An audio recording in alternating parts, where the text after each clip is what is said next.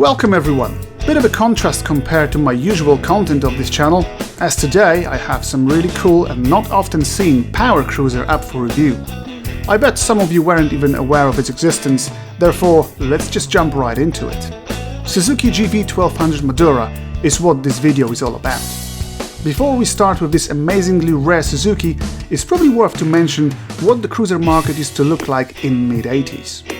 Of course, the number one brand for this segment was one and only Harley-Davidson. Harley's recipe for power cruiser was the same for quite some time, and that included big displacement, air-cooled lazy V-twin. Sweet idea which certainly worked for the company well, but in 1983, Japanese decided to attack from somewhat of a different angle, launching their shocking by then Honda V65 Magna. This moment changed everything in the world of motorcycles for good, presenting technology and performance not seen ever before. Its high-revving V4 liquid-cooled engine was a true beast, providing acceleration no Harley was able to match. As you can probably imagine, this shifted lots of interest and clientele towards Honda's dealerships.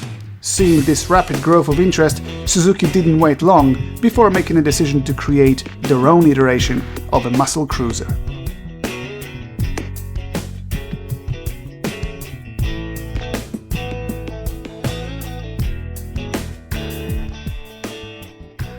GV1200 Madura was launched in 1985, so just 2 years after Magna's arrival. On the face of it, the concept was about the same. High-revving, liquid-cooled V4 engine as the heart of the bike, but scrutinizing the spec sheet, we see some amazing features that raise the eyebrows even today. Suzuki opted for building not only powerful motor, which will up Magna's cubic displacement, but also exceed it in ease of maintenance. 1165cc monstrosity had its cylinders laid at 82 degrees angle and filled by 16 valves controlled by 4 camshafts.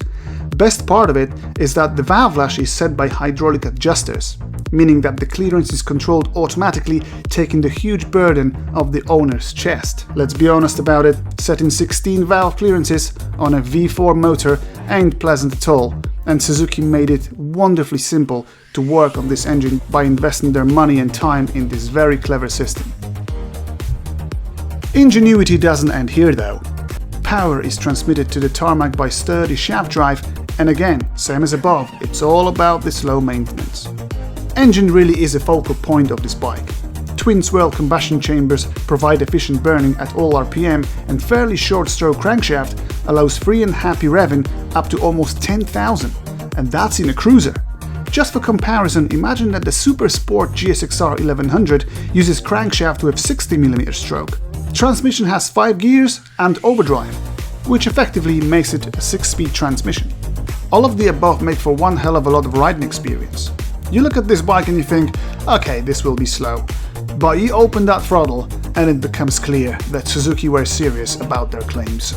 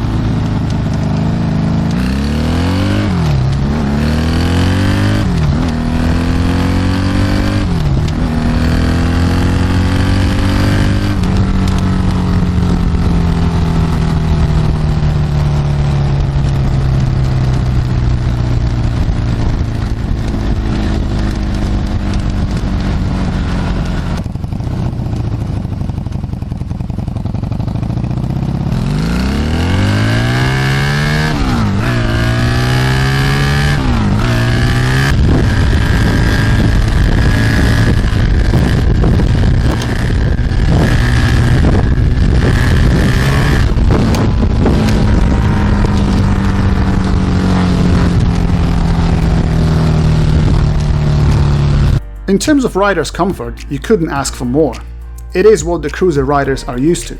The seat is soft and shaped to keep you planted, foot pegs don't cause cramps or any pain at all, handlebars are classic cruiser style, and only pleasant vibrations transfer to your hands. Mirrors are great as well, and dash is okay, with gear indicator being a nice addition. Suspension, however, is set very softly and, to be honest with you, a little too soft to my liking. I know it's a cruiser, and it should be that way, but with that performance cred of the engine, I think setting it a bit firmer would be a good idea. No big deal though, a simple change of oil for higher viscosity, plus longer preload tubes, get it sorted. Cheap and effective, and trust me, I've done it myself. Cornering is typical for a bike of that type and requires little care and attention. Tires are very narrow and bike is heavy, weighing about 280 kilos with full tank of gas, so high speed and rapid cornering probably isn't the best idea. Don't get me wrong, there's no problem here, bike handles the way it was designed for, and that's what you should expect. Styling of the Madura is a bone of contention. Some love it and some don't. Probably the most unique feature are the wire wheels, which is a contrast to the other Jap machines of that time, which usually use cast wheels. Weird thing is though, those wheels look really good in flesh. Seriously, pictures don't do justice here, and I kinda like this design actually. Only bummer is that this design requires tubes in the tires, which makes tire changes a bit more expensive. Teardrop tank looks good, chromed clocks, radiator covers, plus various polished bits add to the charm.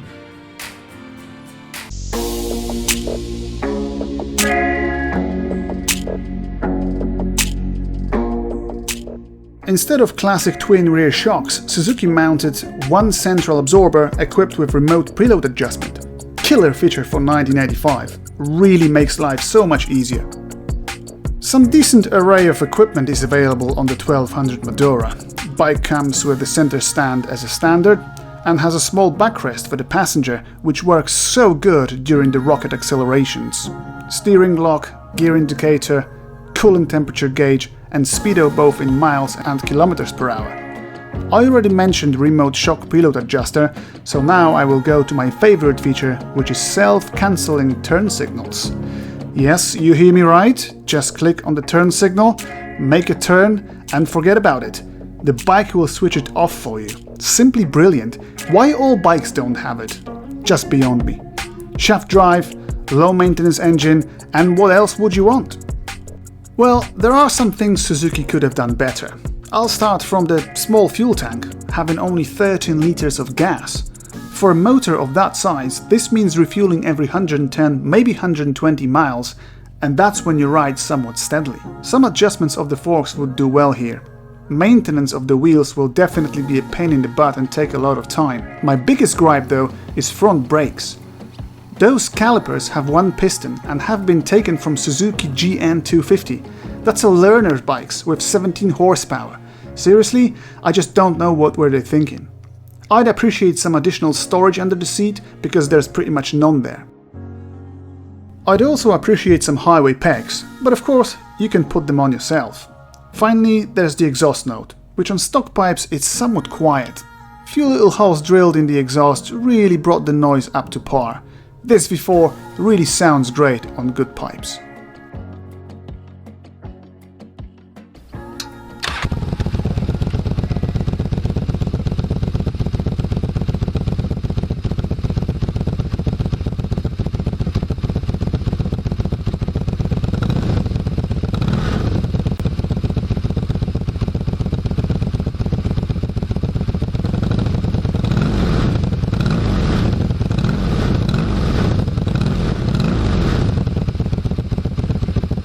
So here we have it then.